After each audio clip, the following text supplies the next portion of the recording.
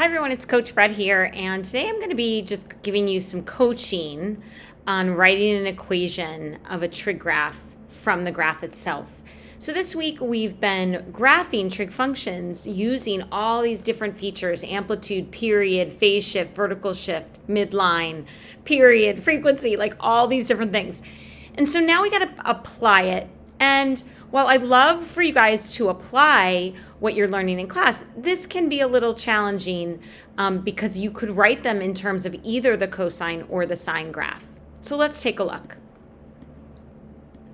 All right, so here we've got a graph, and we don't really know if it's sine or cosine, but it looks like a nice curve, so it could be either. And the directions would say write the equation of the graph.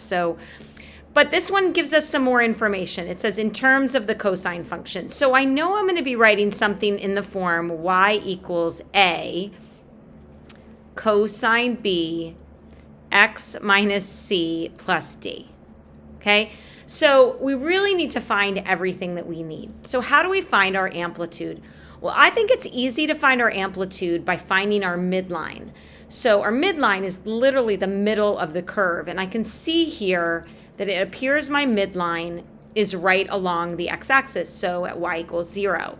So that means my amplitude is the half the distance between the maximum and the minimum. But because the midline is 0, you can easily see that our amplitude would be 10.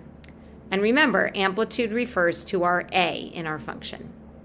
Okay, the period can be a little bit harder, but it really doesn't matter how you find the period. Remember, the period is how long the graph has occurred to get through one full cycle of the graph.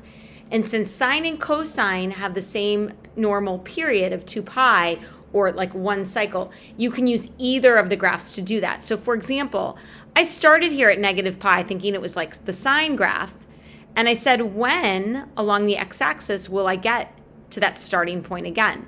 So if I go up, I go down, I go back, and I go here, this is one full period of the graph. So this distance here is pi, this distance here is 3 pi. That tells me my period is 4 pi. Okay, now I can use that information because remember, b is the frequency, and the frequency helps us find the new period. So remember, 2 pi over b equals the new period. Okay, and then 2 pi over the new period will give me my b. So in this case then, my b would be 1/2. Okay, so I'm going to write down my b. So b equals 1/2. So I'm getting closer. All right, so now we've got to work with the cosine. All right, so let me erase all of this.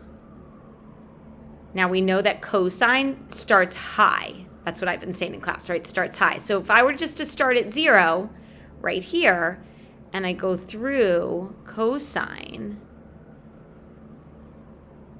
that looks like it appears to be here would be 4 pi. So I actually can see that there's actually no phase shift. It hasn't shifted at all.